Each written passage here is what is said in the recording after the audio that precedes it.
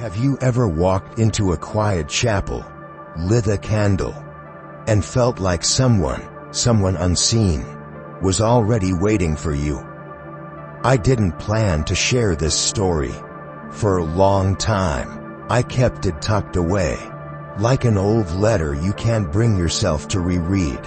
But something has been nudging me lately, maybe the same something that guided us that day in Fatima. So if you're listening now, maybe you're meant to hear this. This happened a few years ago, on a pilgrimage that changed my life in ways I still don't fully understand. It began with 5 strangers, a misty road, and a boy no one else saw, at least not at first. What we found wasn't just a path to an old chapel, but something far more mysterious and beautiful and holy. If stories like this speak to something deep in you, I hope you'll stay with me through the journey. And if you feel like it, subscribe to this channel.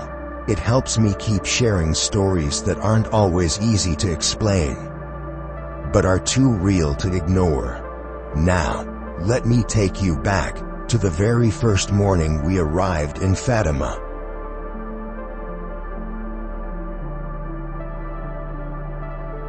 Chapter 1. We came for peace. But peace came first. I remember the light, not the kind that blinds or dazzles. It was quiet light, like the last glow before dusk. The kind that slips softly through chapel windows and rests gently on wooden pews. That's how Fatima first felt to me. Subdued, held in silence, as though the very air had been waiting for centuries to welcome pilgrims like us. We were 5 strangers, mostly a loosely gathered group from different countries who had signed up for the same pilgrimage retreat. A woman from Lyon named Isabel, grieving the recent loss of her husband, Tomás. A retired teacher from Krakow, soft-spoken and carrying a worn rosary with missing beads, Helena. A nurse from Vermont who hadn't been to Mass in 10 years, David. A quiet seminarian from Manchester, fresh out of theology school and unsure of everything, and me. You can call me Michael. I'd come from Boston, alone. My brother had passed the year before, suicide, and I hadn't prayed since his funeral. Fatima wasn't on my bucket list. I wasn't sure if I believed in signs anymore. But when I saw the flyer for the retreat, something clicked. Maybe it was desperation, maybe hope. They're not so different, are they? We met in Lisbon, shared awkward pleasantries in a mixture of English and smiles, and took the local train north together, watching the countryside blur into softer hills. When we arrived in Fatima, autumn was in full breath. The trees wore their last golden coats, and the vineyards had just been picked clean, vines curling like tired fingers toward the misty sky. I remember how the air felt when we stepped off the bus, cool, damp, and quiet in a way that felt almost sacred. No traffic, no city hum, just the rustle of dry leaves, a distant church bell, and the weight of the fog, as if it were pressing gently on our shoulders. We should be able to walk from here, Helena said, checking the printed map. But the roads had changed. Or maybe we had taken a wrong turn. We were supposed to head toward Cova d'Alliria, where the main shrine stood. But as we followed the path along the olive groves, the mist grew thicker, and the signs became fewer. David, ever the optimist, kept saying, "Let's just keep walking. It's got to open up soon." But it didn't. After 20 minutes, we were deep into the rural hills, surrounded by low stone fences, wild fennel, and trees that twisted like dancers mid-turn.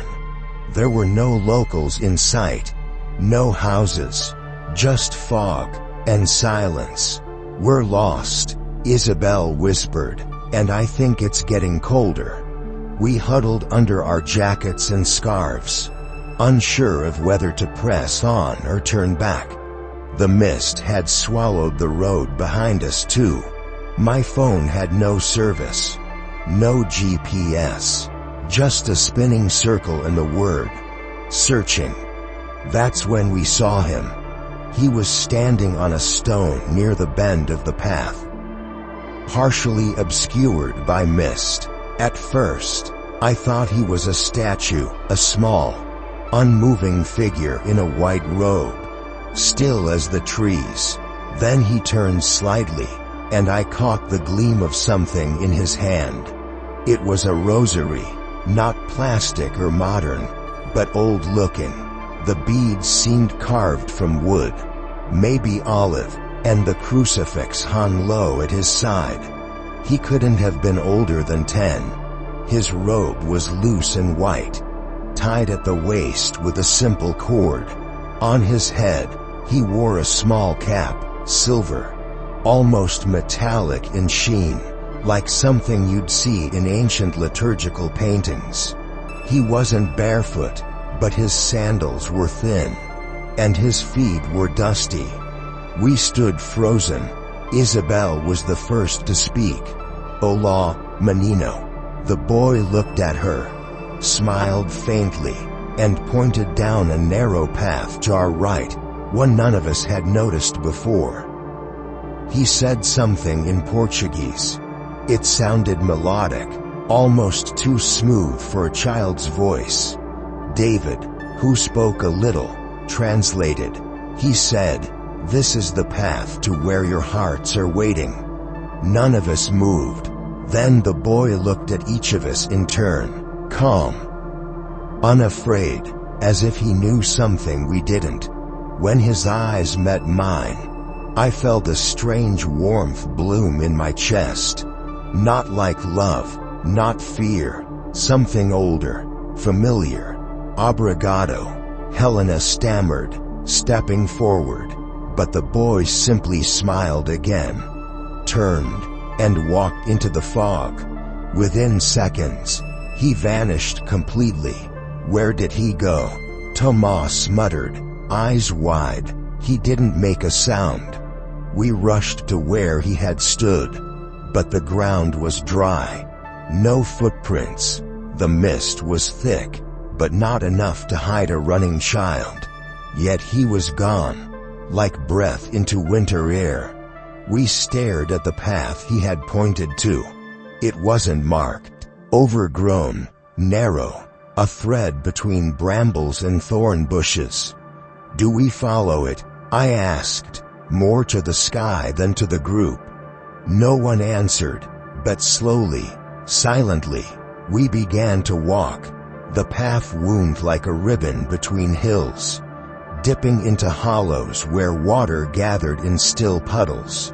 The trees grew dense here, olive, mostly, their silver-green leaves whispering above us. Every few steps, I thought I heard something behind us. But when I turned, it was just branches moving or birds darting. Then, we reached it, a chapel, small, hidden, ancient. It stood in a clearing wrapped in fog. No fence, no name. The walls were stone, covered in moss and creeping ivy. A wooden door stood slightly ajar, creaking softly in the wind. No lights, no signs, just silence and a candle burning inside. One single flame. We entered without speaking.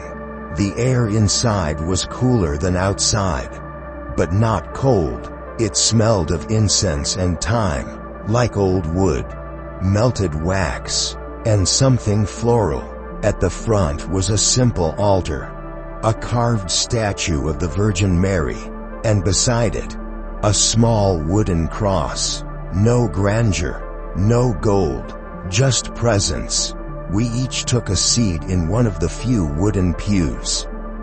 No one led us. No one spoke. We simply prayed. For the first time in over a year, I folded my hands.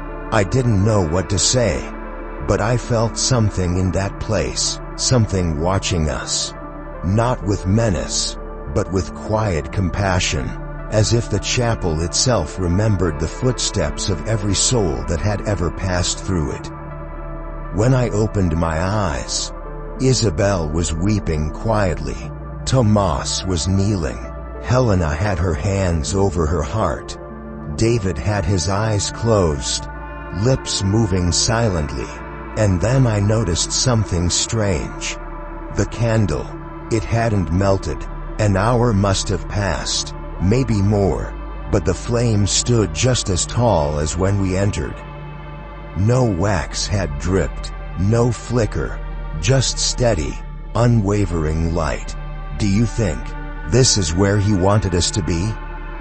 Helena whispered as we stepped back outside. I don't think he wanted us here. I said, I think we needed to be.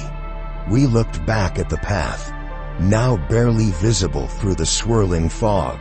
I took out my phone, hoping to mark the spot. Still no service, and the GPS blank. When we returned the next day, guided by clearer weather and curiosity, the path was gone.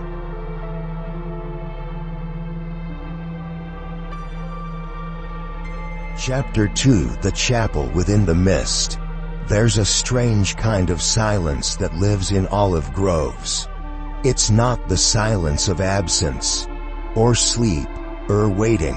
It's something older, deeper, as if the trees remember things we don't. As if the very earth has heard too many whispered prayers to ever speak aloud again.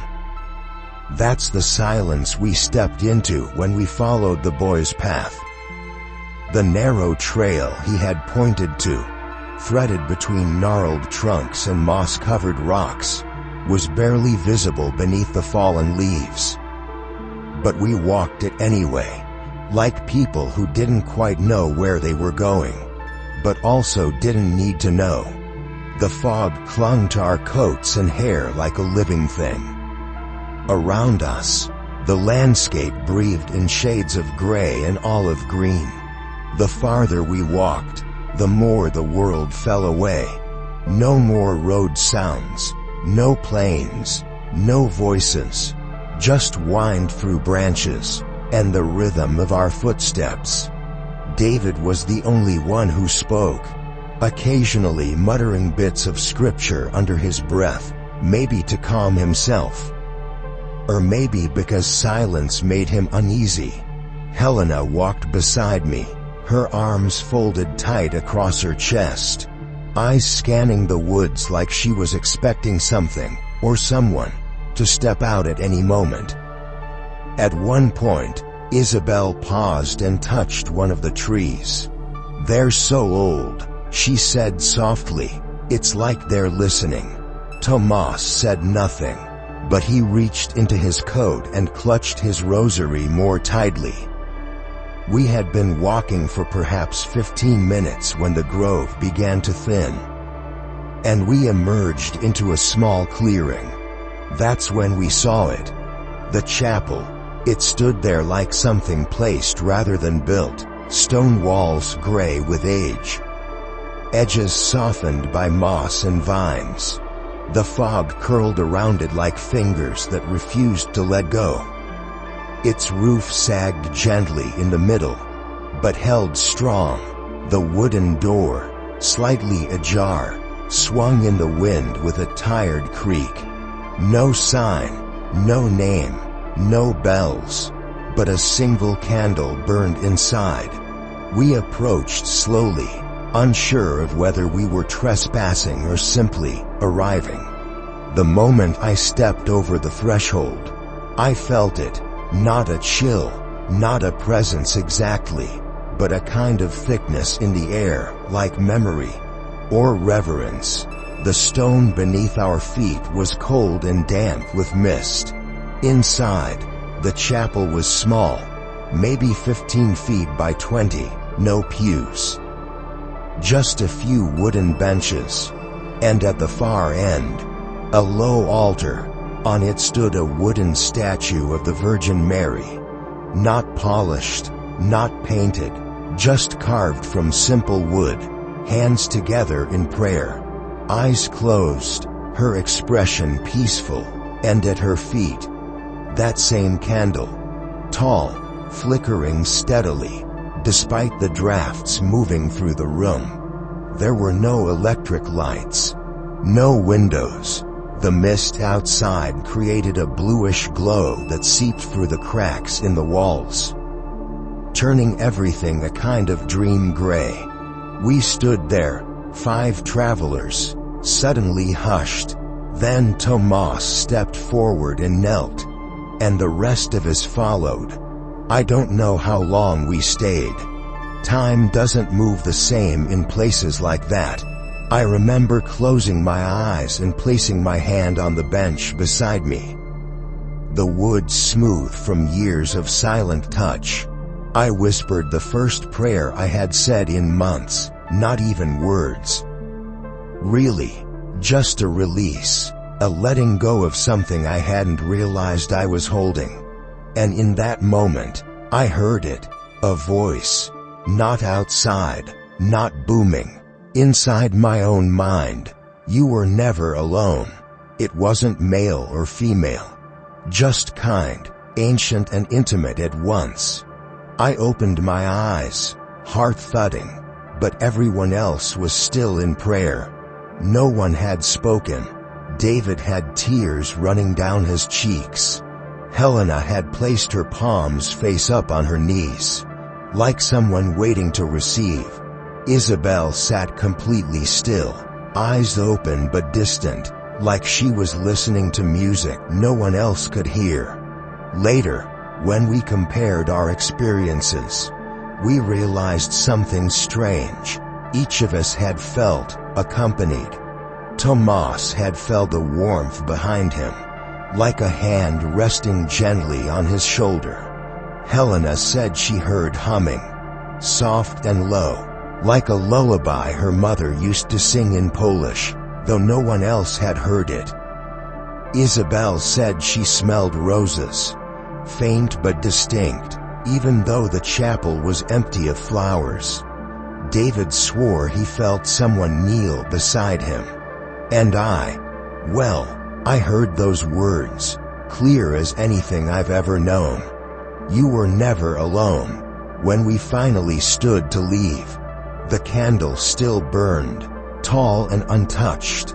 Outside, the mist had thickened again. We turned to look back at the chapel as we stepped into the clearing. The doorway faded slowly behind the fog, until only the roof was visible. Then the cross, then nothing. By the time we reached the edge of the olive grove, we could no longer see the path we'd taken. David tried to retrace it later that evening, walked the same stretch of road again and again, but the path was gone. No trail, no clearing, no chapel, just endless rows of trees, and a silence that no longer felt like welcome, but like memory. It's been 3 years since that day. I still don't know what happened. Not exactly. Some people hear this story and try to explain it away. An old hermit chapel tucked into the woods. A forgotten Franciscan retreat house. The tricks of fog and grief and imagination. But others, those who've lost and searched and wandered long, those people usually nod quietly. They don't need answers, because they've been there too. And they remember the candle, still burning.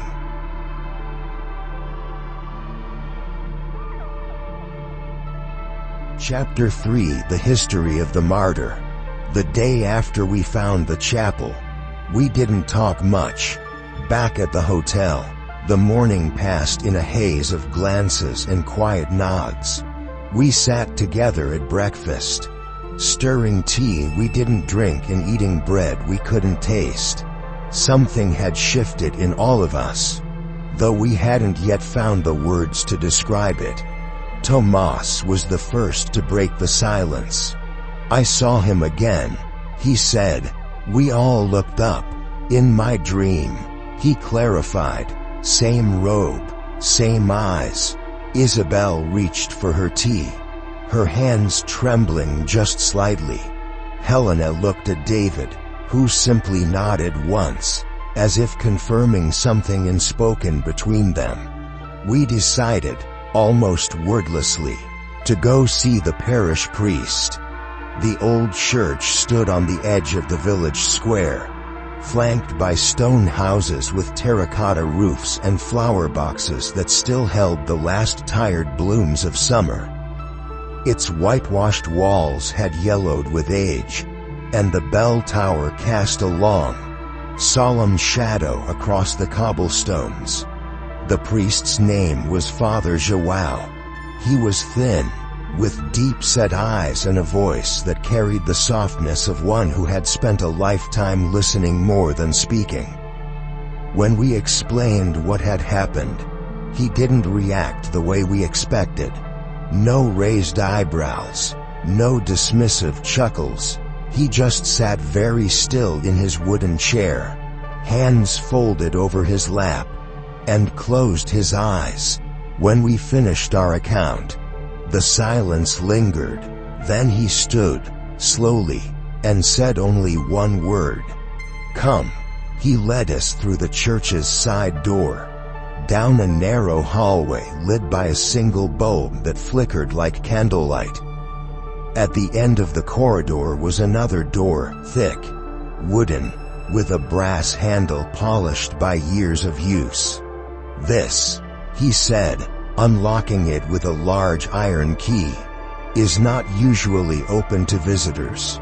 But you may need to see." The door creaked open to reveal a small library, more like an archive. Really, dust hung in the air like suspended breath. Shelves lined the walls, filled with leather-bound volumes and boxes of yellowed papers tied with string. In the center stood a long oak table. On it were several old books, a few framed photographs, and a stack of parchment with hand-drawn images. Father João gestured for us to sit. He moved carefully, selecting one particular folder from the shelves and setting it before us. "This," he said, "is Tomás." He opened the folder. Inside was a sketch, a charcoal drawing, done with remarkable detail. The face of a young boy, maybe 10 years old, hair parted to the side, a faint smile, a simple white robe. I felt the air leave my lungs. Isabel let out a soft gasp, her hand flying to her mouth. David leaned forward, eyes narrowing in disbelief. Helena's lips parted, but no sound came. "And Tomás," he whispered, "it's him, exactly as we had seen him. The same eyes, the same quiet gravity." Father João nodded slowly, his eyes on us. "Tomás was a real boy," he said, "born in 1908. His family lived just outside the village. Poor, but devout. He served Mass from the age of 6. It's said he had an unusual stillness about him, a kind of light." He paused, then continued. "In 1918, during the political unrest, there were raids, anti-clerical violence, churches burned, priests killed or driven out. One morning, soldiers came to the village. They demanded that Tomás renounce the church. He refused. The room grew cold. They dragged him outside. The priest said quietly. His mother begged them. But Tomás only said one thing. "I belong to Christ." He folded his hands. They shot him, here, in the courtyard. No one spoke. Later, when the villagers returned, they found his body untouched. Birds had gathered around him. White doves, they said, and in his pocket, a small rosary, carved from olive wood. I closed my eyes. I could still see the boy in the fog, the gentle smile, the silver cap, the way he looked at each of us as if he had known us forever. There are stories, Father Joao went on, whispers over the years, travelers lost in the hills who found their way after seeing a boy in white, farmers who felt someone guiding their hand, a girl who was dying and claimed she was comforted by a child of light. He picked up another paper from the folder, this one a handwritten note. Not canonized, he said, never officially declared a saint, but for us, he is the guide. He looked at us then, with eyes both heavy and bright. I believe you saw him. Tomás was crying silently. Isabel had turned her face away, trying to breathe through the tears. Helena sat with her eyes closed, lips moving in prayer. And me, I was trembling, not from fear, from recognition. That boy had died more than 100 years ago. But I had seen him, spoken to him, followed him. He had brought us to that chapel. Why? Maybe so we would remember. Not just him, but something greater, something lost, something waiting to be found again. We spent the afternoon in the little library, going through the records. There were faded photographs, mostly of the village in earlier times. But one in particular caught my attention. It was an old, grainy image, a group of altar boys, standing in front of the church. Most of them were blurred or turned away, but one looked directly at the camera. Small, white robe, a smile that wasn't quite a smile, and eyes that knew too much. Is that him? David asked, peering over my shoulder. I nodded. Yes. That evening, we sat outside the hotel, watching the sky turn amber behind the hills. Birds wheeled above, and the bell tower struck 6. We didn't talk much, but something had changed. The boy in the white robe, Tomás, wasn't just a story anymore. He was real, and somehow, impossibly, he had crossed the veil between death and life to reach us. Not to haunt, but to guide, to remind us that faith doesn't die, that light remains, even in the mist.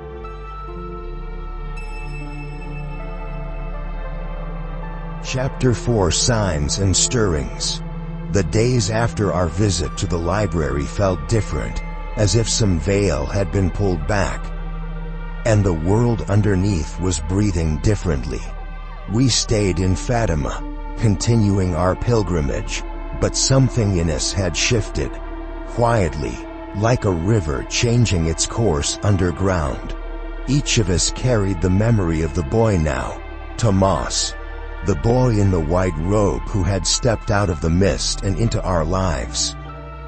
But it wasn't just memory. It was something alive, working its way into the cracks of our souls, softening old walls we didn't even know we'd built. It started with Isabel. One morning, she came down to breakfast later than usual, a journal tucked beneath her arm. She looked different, less brittle.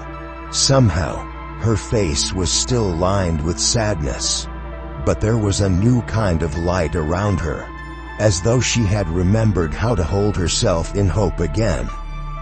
I had dreams, she said, her voice quiet, almost embarrassed.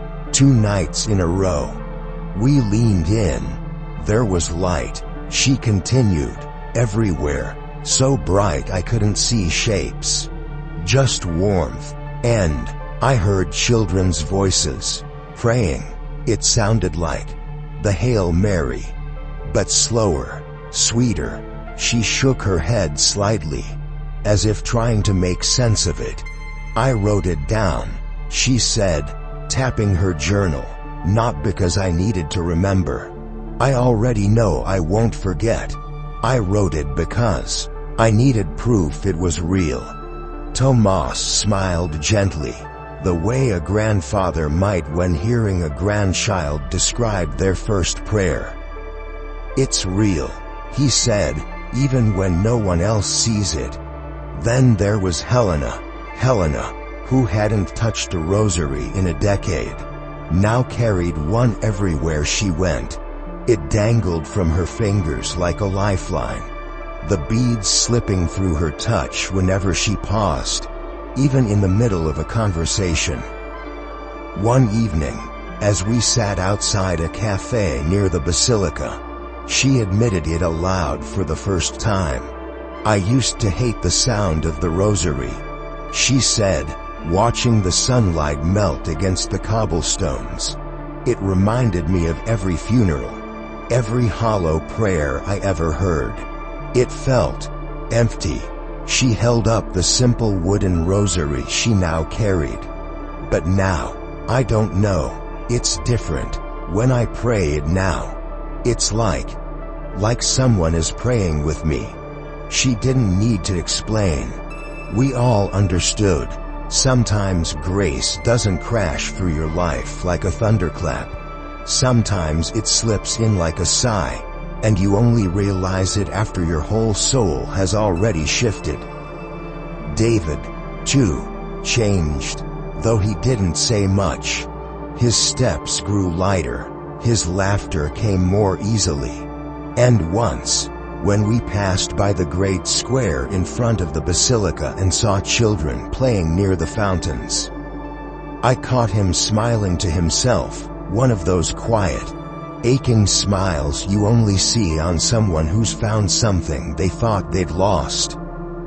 And Tomás, old Tomás, he stopped clutching his rosary like a weapon. Instead, he held it gently now, like a gift. As for me, I started listening, not with my ears, with something deeper. At night, I would lie awake in the small hotel room. The shutters cracked open to let in the cool autumn air, and I would feel, not watched, exactly, not haunted, just accompanied, like a presence sitting quietly by the bed, content to simply be near. And in the deepest parts of sleep, I sometimes heard a voice again, faint, like a memory. Do not be afraid, you are seen. By the third day, we all agreed we needed to go back to the clearing, back to the chapel. None of us said it out loud, but we needed to know if it was still there, or if it had only existed because Tomás had brought us there. And now that we knew, the way was closed. We retraced our steps as best we could. The same stretch of road, the same bend where the mist had been thickest, the same cluster of gnarled olive trees. But there was no path, no opening between the trees, no worn trail underfoot, only endless groves, silent and secretive. We searched for hours, combing the hillsides, calling out to each other like children playing a game that none of us quite knew the rules for. Nothing. At last, near sunset, we stood together, breathless and defeated, staring out over the rolling hills, feeling smaller than we had ever felt before. Helena was the first to speak. Maybe we weren't meant to find it again. David nodded slowly. Maybe it was only meant for that day. For us. Tomás closed his eyes and murmured a prayer under his breath. And I thought again of how the miracles that matter most aren't the ones you can pin down or photograph or show to skeptics. They're the ones that slip inside you quietly, remaking you from the inside out. The next morning, still aching from the disappointment, we wandered into a small Catholic bookstore not far from the sanctuary. It was a narrow little shop, barely wider than an alley, lined floor to ceiling with old books, crucifixes, candles, and hand-painted icons. The bell above the door jingled softly as we entered. I don't know why I was drawn to the back corner, where the oldest, dustiest books seemed to gather like forgotten relics. But there, tucked between a crumbling Latin missal and a cracked leather Bible, I found it, a thin, faded volume, The Shepherd of Light, the story of Tomás of Fatima. I called the others over. Helena gasped when she saw the cover illustration, a rough sketch of a boy in a white robe, holding a rosary. David turned the first few brittle pages carefully. The book was more a collection of oral histories than a formal biography, stories passed down by villagers who remembered, or whose grandparents remembered. And there, in a chapter titled, "The One Who Guides," we found it, the tale of Tomás, the child martyr who had refused to renounce Christ, who had died with the words, "I belong to Christ," on his lips. But more than that, stories of those who, after his death, had encountered a boy in white when they were lost, or afraid, or doubting, a boy who never spoke of himself, only pointed the way, only smiled, only reminded them that the path still existed, even when they could not see it. He was never officially canonized. No formal miracles attributed to him. No Vatican decree. Just the quiet, stubborn testimony of a village that refused to forget. And maybe that was enough. Maybe that was everything. As we left the bookstore, Isabel clutched the little volume to her chest like a treasure. We stood on the cobblestones outside, the sky above us turning soft gold, and for the first time since arriving in Fatima, I realized I wasn't carrying my grief like a stone anymore. It had become something else. Not lighter, but different, woven through with light. That night, as I lay in bed listening to the hush of the world outside, I thought again of Tomás, of how miracles don't always come with trumpets or visions or thunder. Sometimes they come like a boy in the mist, a voice in the silence, a path that disappears when you try to find it again, but never truly leaves you. Miracles never shout, they whisper, and if you listen, really listen, you realize they've been whispering all along.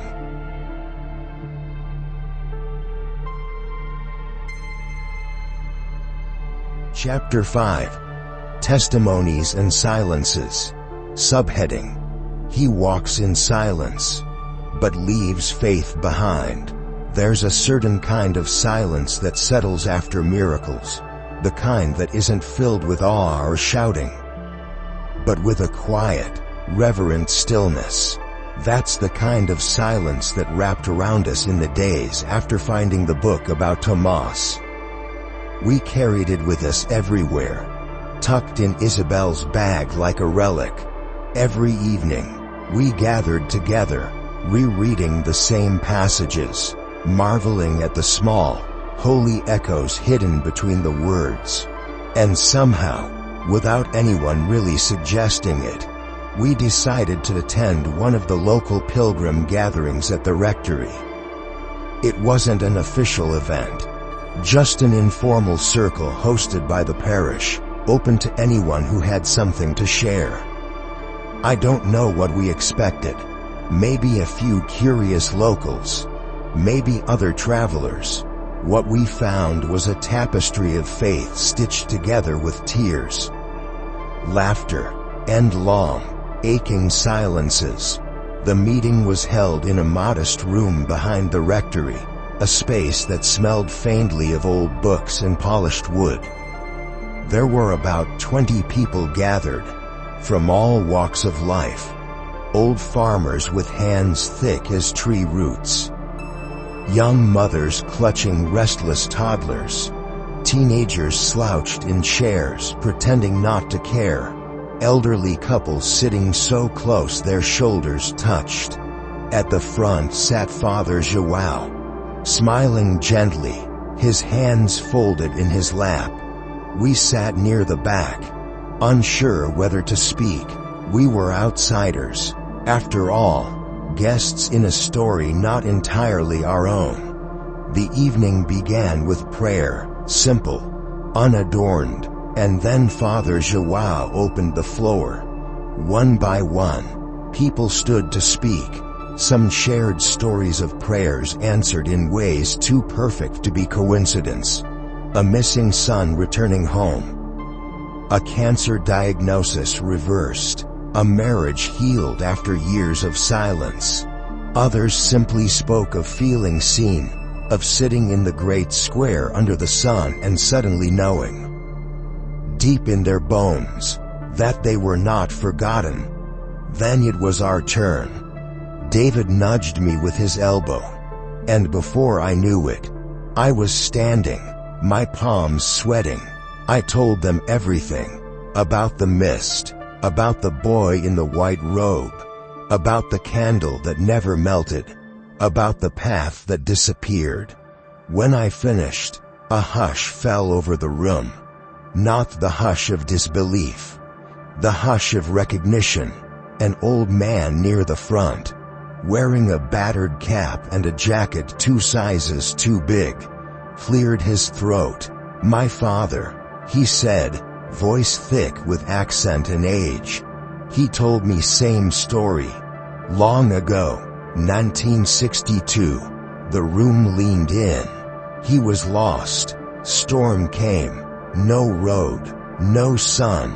Then, boy in white, smiling, pointed, saved him. The man's hands shook slightly as he sat back down. His eyes misty. Across the room, a frail nun raised her hand. Her veil framed a face lined with more years than I could guess. "I too," she said softly, "when I was young.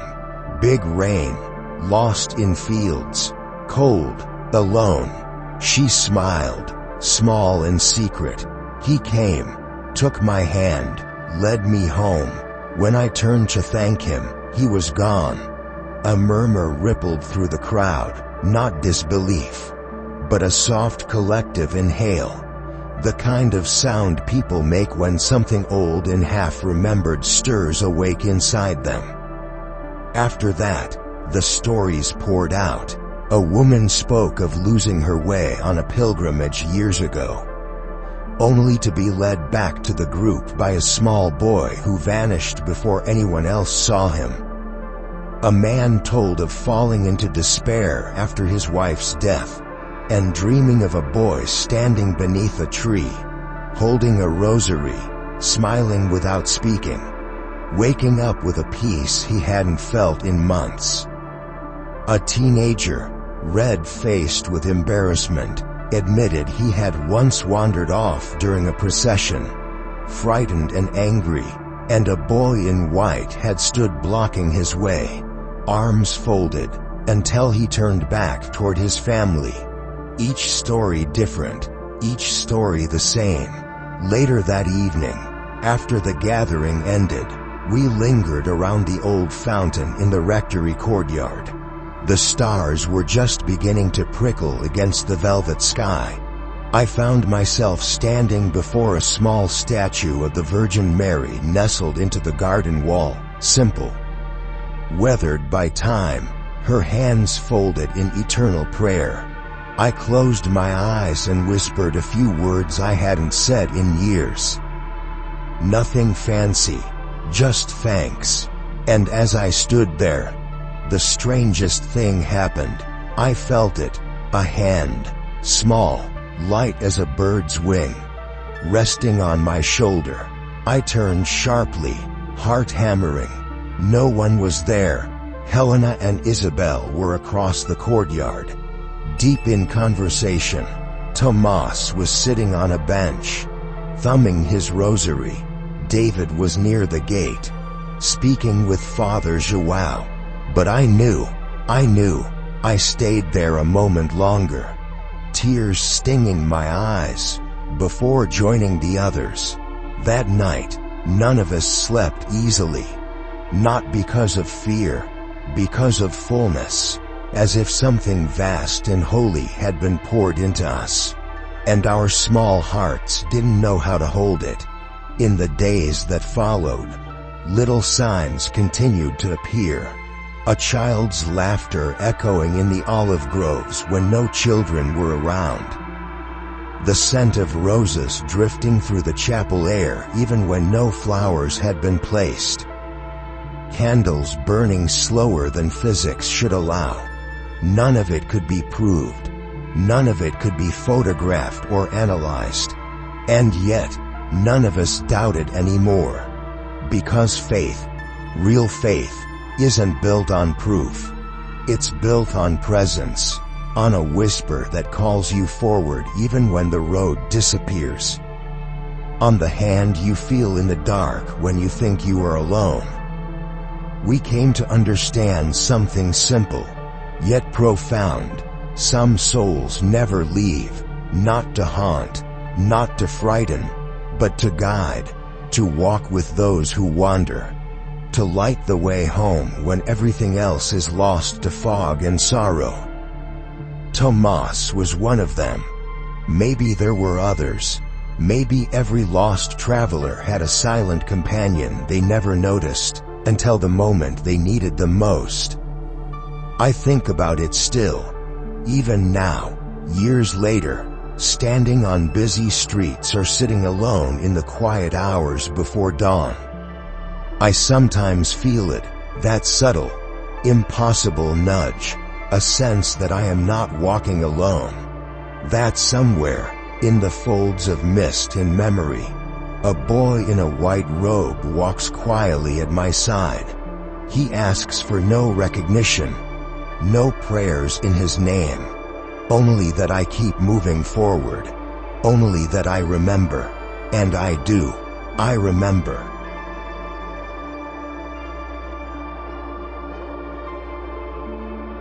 Chapter 6. The path that isn't there. Some call it recklessness, others, madness. But sometimes, it's neither. Sometimes, it's just longing, a quiet ache that pulls you forward when every rational voice tells you to stay put.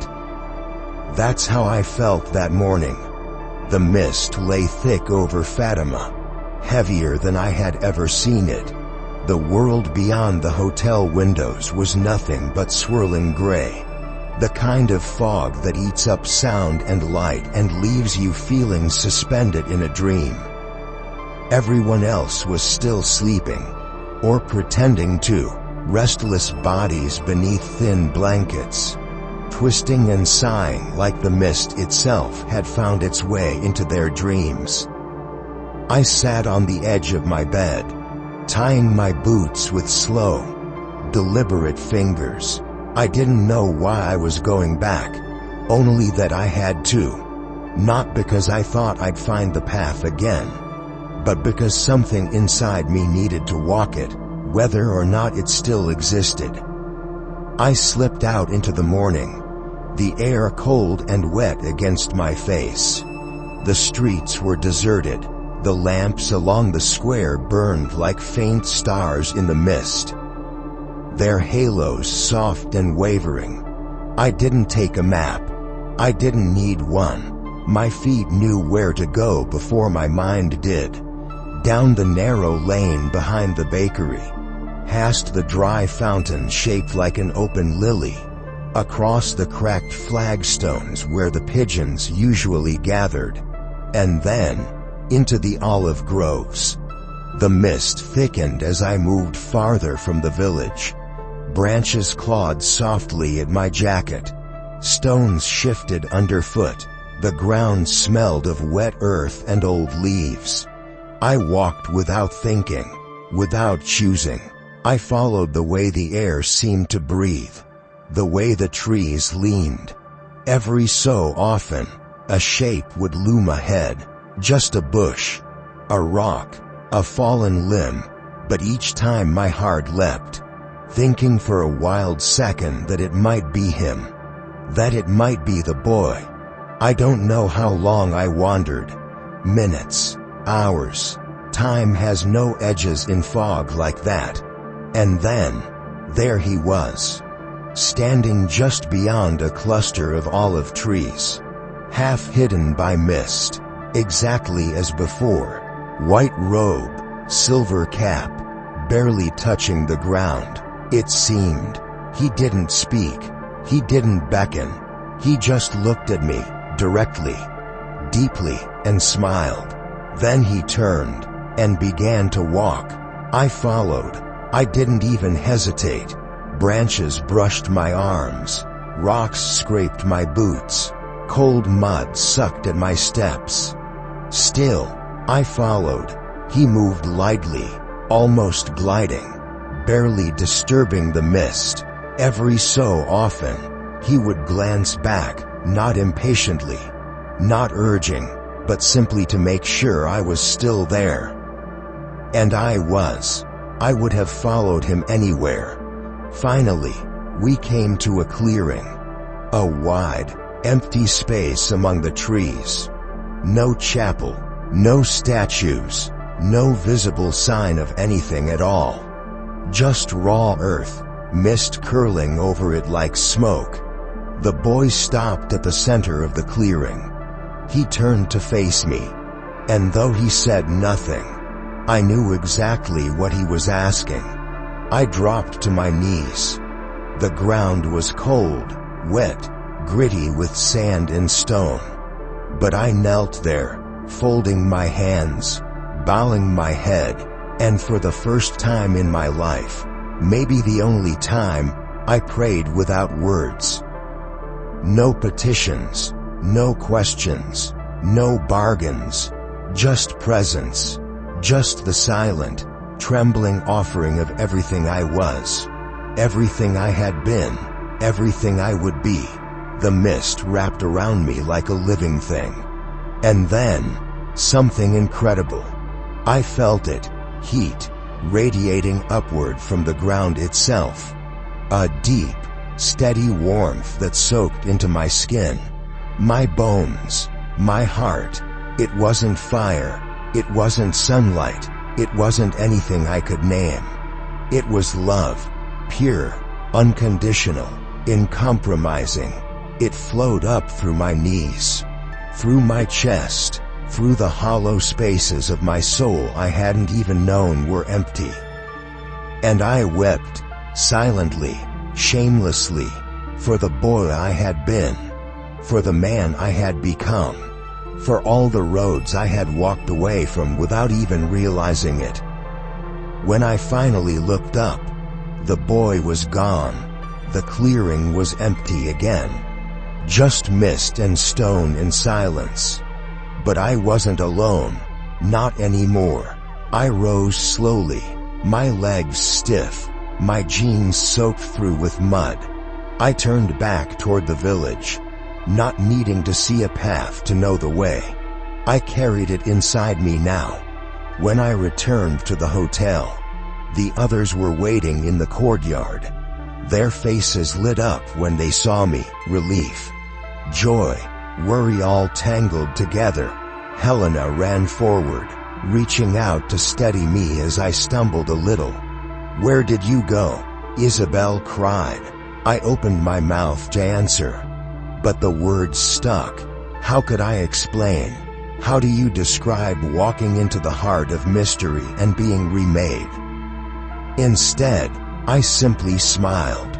Tomás stepped closer, his eyes narrowing as he looked me over. And then he pointed at my knees. We all looked.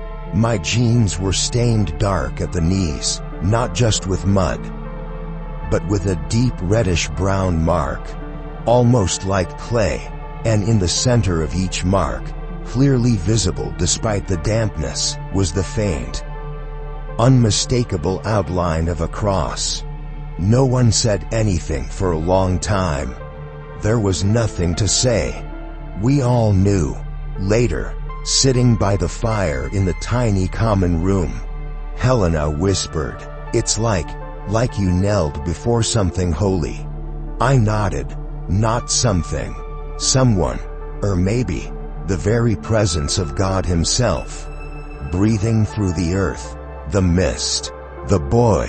We never found that clearing again. We looked, of course, many times, but the grove seemed to have swallowed it up, like a dream receding upon waking.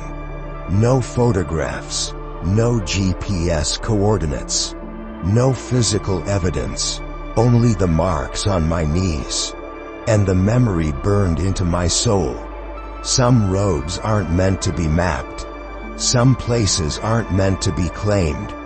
They exist for moments, sacred and fleeting, as invitations. Not to capture, but to be changed. That clearing had been one such place. A place walked not by the feet, but by the soul.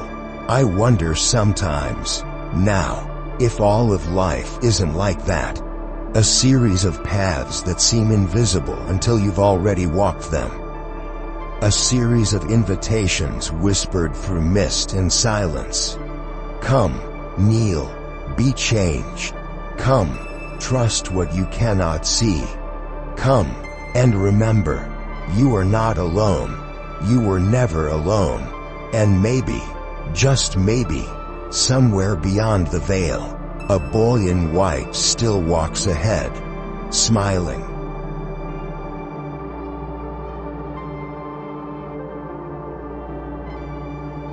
Chapter 7. Faith that remains. We didn't say goodbye at the airport. Not really. It was more a series of long looks, clasped hands, promises spoken without words, and understanding that we would carry each other. Somehow, wherever we went, we had come to Fatima as strangers. We left as something else entirely. Not friends. Exactly, something deeper. Pilgrims, witnesses, bearers of a light we hadn't known we needed, and now could never forget. Each of us went home to our separate corners of the world, to the lives we had left suspended like breath in mist. But none of us returned unchanged. Tomás, the quiet teacher from Krakow, surprised us all. Within months of returning home, he entered a Carmelite monastery. No fanfare, no big announcements. One day he simply packed a single suitcase, kissed his grandchildren goodbye, and slipped into a life of silence and prayer. When I asked him, months later, why he had chosen the cloister, his answer came in a letter written in his familiar, looping script. Some voices can only be heard in silence. I have spent most of my life talking. Now, I want to listen. And so he did, listening, praying, walking a cloistered path that led not out into the world, but deeper into its aching, hidden heart. Helena returned to Vermont with a different fire in her eyes. She didn't join a convent or move to some faraway mission field. Instead, she started something simple, a small prayer group. Just a few people at first, friends, neighbors, parishioners who had long since stopped believing that prayer could change anything. They gathered in living rooms, around battered coffee tables and cracked Bibles, and prayed. At first awkwardly, then urgently, then joyfully. Within a year, the group had grown too large for any living room to contain.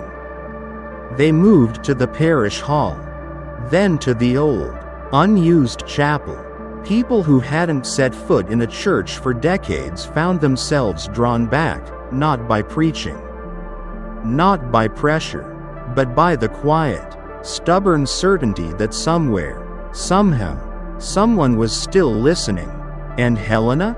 She led them not as a preacher or prophet, but as a fellow traveler, a woman who had been lost and found, and could point down the road and say, "I don't have all the answers, but I know the way."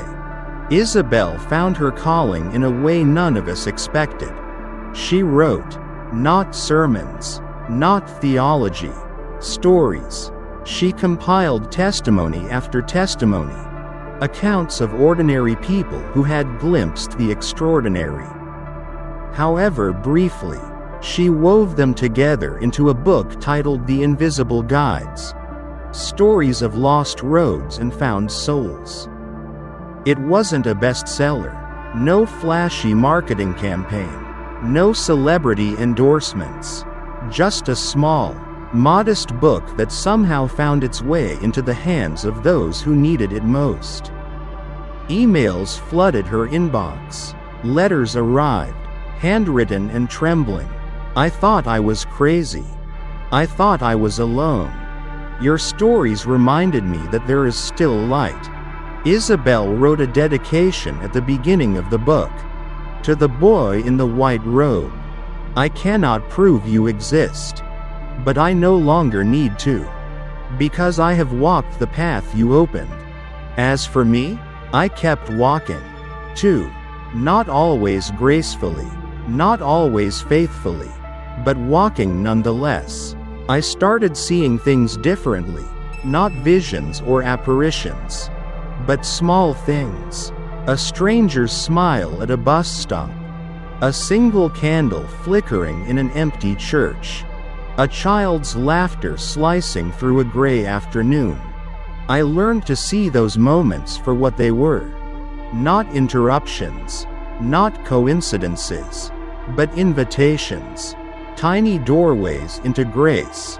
If I was willing to step through, I kept writing, too, not for fame, not for recognition, just to remember, just to bear witness, because I had been lost once, and someone, a small boy in white, had found me, had smiled, had pointed, had walked with me through the mist until I could see the road again.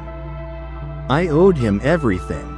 I owed it to him, and to the others still wandering, to keep telling the story.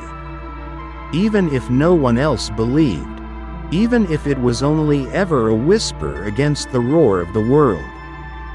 Because sometimes, a whisper is all it takes to change a life. And sometimes, the smallest soul can be a lamp. I returned to Fatima once, years later, not expecting anything, not searching for miracles, just grateful. It was a cold morning, much like the one when we first met Tomás. Mist curled low over the hills. The square was nearly empty, the great basilica looming like a ship out of the fog. I wandered toward the statue of Our Lady that stood in the open plaza, the one surrounded by flowers and flickering candles left by countless pilgrims. And there, standing before her, was a child, small, still, clothed in white. I blinked, my heart hammered in my chest. I took a step forward, and then, a group of tourists passed between us, laughing, chattering. When they moved on, the child was gone. No footprints, no trace, just mist curling where he had stood, and the faint scent of roses on the air. I smiled. I didn't run. I didn't call out. I just stood there, hand over my heart, and whispered, "Thank you." Because I understood now. He was never meant to be caught, or captured, or proved. He was a lamp, a guide, a whisper in the mist. And wherever faith flickered, Wherever a heart dared to believe in things unseen, he would walk. Quietly, gently, lighting the way.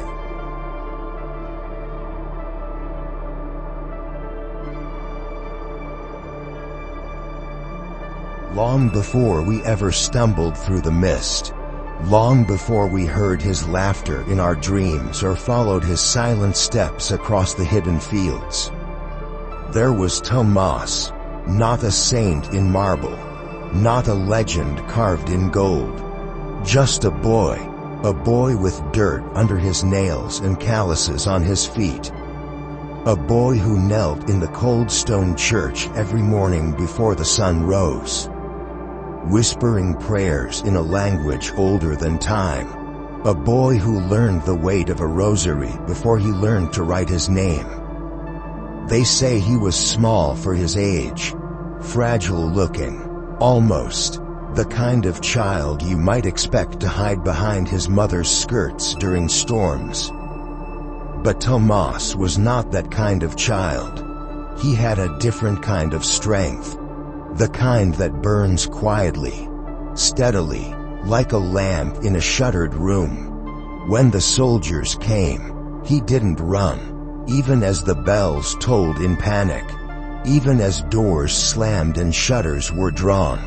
Tomás stayed.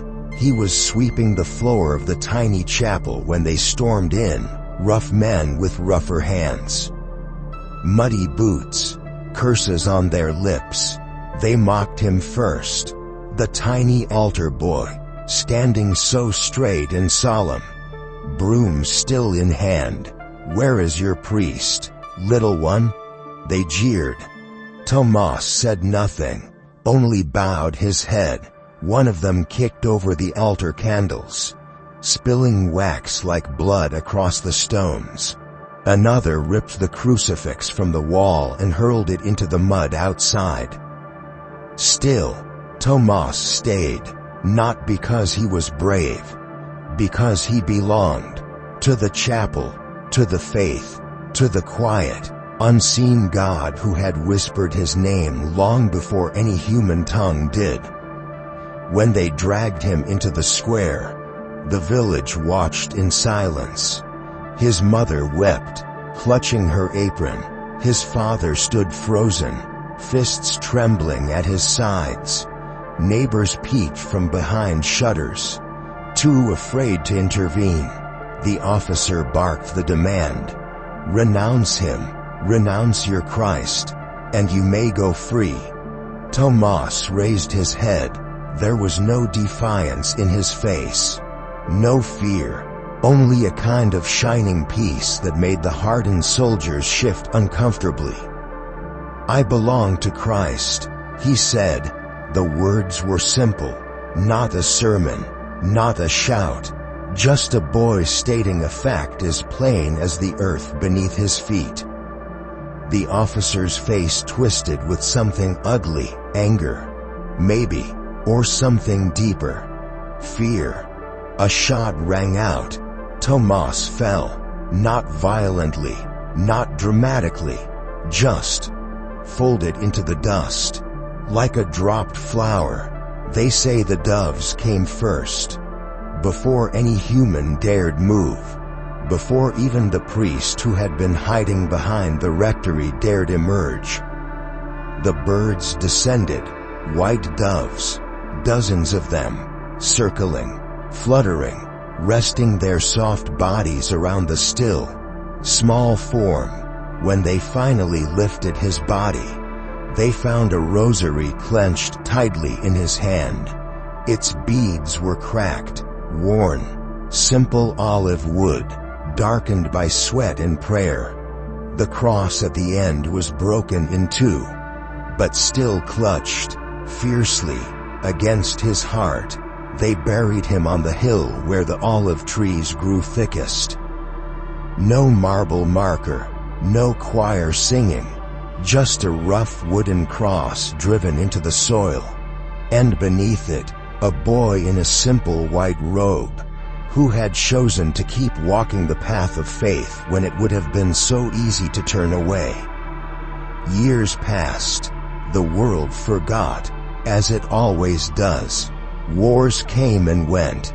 Governments rose and crumbled. Families moved away. New buildings rose where old stones had been pulled down. And still, sometimes, only sometimes, travelers in the mist would glimpse him. A flash of white between the trees. A small hand pointing down an unseen path. A smile caught just at the edge of vision. They say he walks where souls are most lost. Not to condemn, not to scold, but to guide. To kneel beside the broken-hearted. To point toward the light when all seems dark. To remind the weary that surrender is not the end of the story, but the beginning of another far greater. We who saw him, if only for a heartbeat, know this. He does not stay in one place. He does not ask for shrines or prayers or songs sung in his name. He asks only that we remember that faith is not a fortress to be defended. It is a path to be walked. Through mist, through darkness, through silence, trusting not in the road we see, but in the hand that leads us through it. I think of him often, especially on the days when the world feels heavy, when hope flickers low, when prayers feel like pebbles thrown into an endless void. I remember the small boy in the white robe, the broken rosary, the dirt-stained knees, the smile that did not need words to say, "You are not forgotten. You are not alone. Keep walking." And so I do, clumsy, trembling, but moving nonetheless. Because once you have seen even the faintest flicker of true light, how can you ever settle for the darkness again? In the Gospel according to Matthew, it is written, "See that you do not despise one of these little ones. For I tell you that their angels in heaven always see the face of my Father in heaven." Matthew chapter 18 verse 10.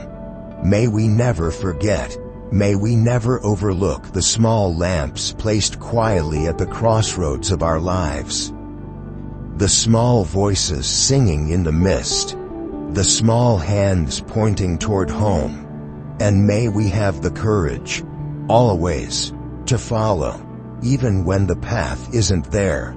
Especially when the path isn't there.